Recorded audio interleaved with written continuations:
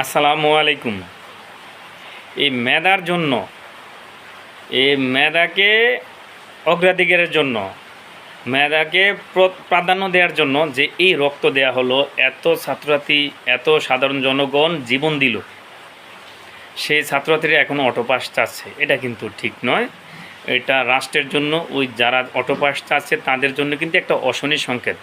বিশেষ করে ভালো ছাত্রছাত্রী যারা আছে তারা কিন্তু মেডিকেলে পড়তে চাইবে, ইঞ্জিনিয়ারিং পড়তে চাইবে, অনেকে অনেকে লতে পড়তে চাইবে, অনেক স্টুডেন্ট বিদেশে লেখাপড়া করার জন্য যাবে। তবে এইচএসসি পরীক্ষার এই রেজাল্টটা কিন্তু অত্যন্ত গুরুত্বপূর্ণ। এই রেজাল্টটাকে অনেক গুরুত্ব সহকারে দেখা হয়। তো ভালো ছাত্রছাত্রীদের জন্য এটা কিন্তু খুবই খারাপ হলো, অশনি সংকেত হলো। তবে আশার আলো দেখাচ্ছে নটরডেম কলেজের স্টুডেন্ট যারা আছে তারা কিন্তু বলেছে যে আমরা অটোপাস চাই না, এটা আমরা বাতিল চাই। তারপর সমন্বয়ক সার্জিস আলম সহ এর বিরোধিতা করেছে। তবে 300 থেকে 350 স্টুডেন্ট সচিবালয়ে জোর করে ঢুকে এই দাবি আদায় করে নিয়েছে, এবং তাদের আচার আচরণ দেখেও মনে হয়নি তারা স্টুডেন্টের মতো। তাই স্টুডেন্টের মতো তাদের আচার আচরণ ছিল না। তো এখান থেকে 100 থেকে 50 থেকে 100 জন স্টুডেন্টের সম্পর্কে অনুসন্ধান করা উচিত।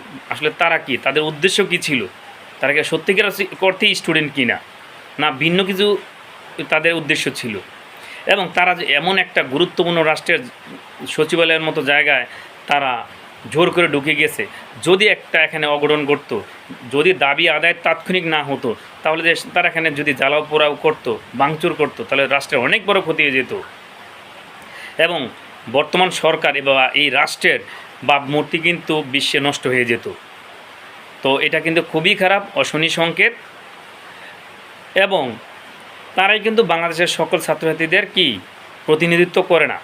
এখানে ছাত্রছাত্রী এসএসসি, এইচএসসি, অনার্স, মাস্টার সকল সাধারণ জনগণ সহ কিন্তু এই আন্দোলনে অংশগ্রহণ করেছে। প্রত্যেকটা পক্ষের সাথে আলোচনা করে সিদ্ধান্ত নিলে উত্তম হয়, ভালো হয়।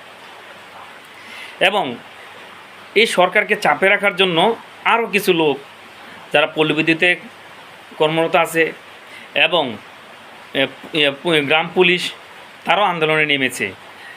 যে মেডিকেলের ছাত্রছাত্রীরাও আন্দোলনে নেমেছে বিভিন্ন রকম দাবি দাওয়া নিয়ে। এতদিন আপনাদের দাবি দাওয়াগুলো কোথায় ছিল? এই সরকারকে এই মুহূর্তে এত চাপে রাখা কেন? কী উদ্দেশ্য তাদের? এখন বেশি স্বাধীনতা পেয়ে গেছে তাই এই অবস্থা। তবে এই সরকারকে 3 থেকে 4 মাস সময় দেওয়া হোক, তারা রাষ্ট্রের মেরামত করুক, রাষ্ট্র সংস্কার হোক, প্রত্যেকটা সাধারণ জনগণই কিন্তু এই সুবিধাগুলো ভোগ করবে। অর্থাৎ যখন এই রাষ্ট্রের উন্নয়ন হবে, অর্থনৈতিক সমৃদ্ধি হবে, প্রবাসী থেকে ধরে সাধারণ জনগণ, মেডিকেল সুবিধা থেকে ধরে পুলিশি সেবা এবং আদালতের যে সেবাগুলো আছে এবং পরিবহন সেবা, প্রত্যেকটা খাত যখন মেরামত হবে, এই সুবিধাগুলো কিন্তু এই রাষ্ট্রের মানুষ, সাধারণ জনগণ প্রত্যেকেই কিন্তু এই সুবিধাগুলো প্রত্যক্ষ এবং পরোক্ষভাবে ভোগ করতে থাকবে। তাদেরকে তো এই সুযোগ দিতে হবে। আর এই কাজগুলি হাতে নিয়েছে বর্তমান যে উপদেষ্টা মণ্ডলীরা, ওনারা হাত দিয়েছে। ওনারা প্রত্যেকেই বিজ্ঞ, প্রত্যেকেই অনেক সৎ, অনেক ভালো মানুষ। তাদের সম্পর্কে একটু ভালো করে দেখেন। এই মুহূর্তে তাদের বিভিন্ন রকমের সমালোচনা করেন, তারা কিন্তু সমালোচনা নিতে পারবে না। তাহলে যদি তারা সমালোচনা না নিতে পারে, তারা কিন্তু পদত্যাগ করবে, চলে যাবে। তাহলে এই রাষ্ট্র মেরামত কি আর হবে না? আপনারা 52-53 বছর অপেক্ষা করতে পারছেন স্বাধীনের পর থেকে, এই পর্যন্ত এতদিন অপেক্ষা করতে পারলেন, এখন কিছুদিন তাদেরকে সময় দেওয়া যাবে না? কেন দেওয়া যাবে না? এই সুবিধাগুলো আপনারা ভোগ করবেন না? আজকে আপনারা আন্দোলন করতেছেন, আপনাদের বেতন ভাতা সঠিকভাবে দেওয়া হচ্ছে না, আপনাদের অধিকার ক্ষুণ্ণ হচ্ছে, এই পুলিশও এখন আন্দোলন করে। চিন্তা করেন, হাস্যকর একটা বিষয়, পুলিশও তাদের নিরাপত্তার জন্য আন্দোলন করে। তোমরা সারা বাংলাদেশের মানুষকে অনিরাপদ রেখে তোমরা এখন নিরাপত্তা চাচ্ছ। এই পুলিশ বলেছে যে এই সরকারকে, মানে বিগত সরকারকে তারাই ক্ষমতা রেখেছে, তাদের মতো গাদ্দার, তাদের মতো দুর্নীতিবাজ, তাদের মতো জুলুমকারী, তাদের মতো অন্যায়কারী আপনি রাষ্ট্রে আর অন্য কোনো মানুষ পাবেন না। এবং সবাই যে খারাপ এমন না, তাদের মধ্যেও ভালো আছে। তবে অনেক সেবা দিয়েছেন দীর্ঘদিন, এই রাষ্ট্রের মানুষ আপনাদের কাছ থেকে অনেক সেবা নিয়েছে। আপনারা এখন ক্লান্ত, আপনারা এখন অব্যাহতি নেন, চাকরি ছেড়ে দেন, নতুন লোক দরকার হয় সরকার নিয়োগ দিবে এই রাষ্ট্র পরিচালনার জন্য। এই সরকারকে এখন চাপে রাখেন, এত চাপে রাখা যাবে না। ওরা একটা মানুষ যখন নতুন জায়গায় আসে, এটা বুঝতে, এটাকে পরিকল্পনা করে বাস্তবায়ন করতে কিন্তু একটু সময় লাগে। আপনারা জানেন, যারা ব্যবসায়িক মানে বাণিজ্য শাখার স্টুডেন্ট, ব্যবসা শাখার স্টুডেন্ট, তারা জানেন কোনো কিছু করতে গেলে একটা দীর্ঘমেয়াদী কী লাগে, পরিকল্পনা লাগে, চিন্তা ভাবনা করে একটা পরিকল্পনা হয়। সে পরিকল্পনা নেওয়ার জন্য কী কী বিষয় বাস্তবায়ন করতে হবে, কীভাবে বাস্তবায়ন করবে, কার মাধ্যমে বাস্তবায়ন করতে হবে, এগুলো কিন্তু এই ব্যবসা শাখার স্টুডেন্ট খুব ভালো জানে।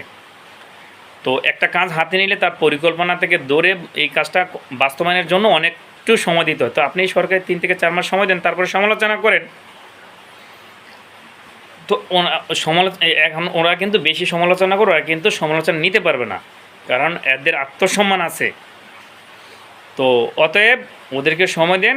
এই রাষ্ট্র উপদেষ্টা যারা রাষ্ট্রে বর্তমানে আছে, অন্তর্বর্তীকালীন যে সরকার যে উপদেষ্টারা আছে, তাদেরকে সময় দেন, তাহলেই দেখবেন ভালো কিছু হবে। আজকে দেখেন, মালয়েশিয়ার মতো একটা দেশ, বাংলাদেশের খুব বেশি যে আগে স্বাধীন হয়েছে এমন না, কিন্তু আজকে 192টা দেশে তারা ভিসা ছাড়া যেতে পারে। তো তাদেরকে এইভাবে সারা পৃথিবী গ্রহণ করেছে। আর আমরা 1971 সনে স্বাধীন হয়েও এই যে 52-53 বছর হয়েছে, আমরা কিন্তু ভিসা ছাড়া যেতে পারি না একমাত্র নেপাল আর হলো ছাড়া, মালদ্বীপ ছাড়া। তো আমাদের দেশের যদি উন্নয়ন হয়, রিজার্ভের পরিমাণ যখন বাড়বে, কাঠামোগত দেশের উন্নয়ন হবে, অবকাঠামোগত যে উন্নয়ন হবে, এই উন্নয়ন হলে আমাদেরই কিন্তু সূচক বাড়বে, উন্নয়নের সূচক, জীবনযাত্রার মান বাড়বে। আমাদের জীবনযাত্রার মান যখন বাড়বে, আমরা কিন্তু উন্নয়নের সূচক আমাদের প্রত্যেকেরই বেড়ে যাবে, প্রত্যেকটা নাগরিকের। তখন কিন্তু আজকে আমরা যে আমাদের ওপর বিভিন্ন রাষ্ট্র বা বিভিন্ন দেশ যেভাবে চাপ সৃষ্টি করে, যে পার্শ্ববর্তী দেশ তো জানিনি, আর কি বলবো, ভেঙে ইন্ডিয়া বা ভারত, তারা কী ধরনের চাপে রাখে এদেশের মানুষকে। তো ইন্ডিয়ার মতো দেশে যেতে গেলেও কি বলবো, কোনটা বলবো, এত সমস্যা এখন তুলে ধরা যাবে না, একে একে তুলে ধরবো। এত সমস্যা কটা নিয়ে সমাধান বলবো। এই সরকারকে আপাতত একটাই কথা, এত চাপে রাখার দরকার নেই। এতদিন আপনাদের স্বাধীনতা কোথায় ছিল? চাপে না রেখে এই সরকারকে কাজ করার সুযোগ দেন, রাষ্ট্র মেরামত হোক। এবং একটা সময় গিয়ে তাদেরকে যে অগণিত সময় দেওয়া হবে এমন নয়, কিন্তু বছরকে বছর সময় দেওয়া এমন হয়। 3 থেকে 4 মাস পর থেকে তাদের সমালোচনা শুরু করুন। আপনাদের দাবি দেওয়া আস্তে আস্তে ধীরে ধীরে করতে থাকেন, আস্তে আস্তে বাস্তবায়ন হয়ে যাবে, ইনশাল্লাহ হয়ে যাবে, আশা রাখি হবে। এই কাজগুলো কিন্তু ওনারা হাতে নিচ্ছে, যেটা আপনি এখন ইমিডিয়েটলি চাচ্ছেন। আপনার এই 52-53 বছরের সমস্যা তো আপনি একদিনে রাতারাতি আপনি পরিবর্তন করতে পারবেন না, চাইলেই পারবেন না, এত সমস্যা। আমি পরবর্তী ভিডিওতে আমি অনেক বিষয় নিয়ে বলবো। রাষ্ট্রের 18 কোটি মানুষের মধ্যেই কোনো না কোনো সমস্যা রয়েছে। 18 কোটি মানুষকে তো আর পরিবর্তন করা যাবে না রাতারাতি।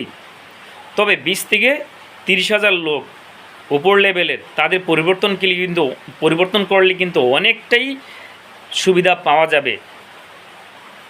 তারপর ধীরে ধীরে এই রাষ্ট্র মেরামত করা যাবে। তবে উপর লেভেলটা আগের পরিবর্তন দরকার। উপর লেভেলটা যখন পরিবর্তন হবে, তখন এই রাষ্ট্রের অনেক সুযোগ সুবিধা এই রাষ্ট্রের জনগণ, সাধারণ জনগণ পাবে। এইগুলো নিয়ে আমি ভিডিও করব পরে।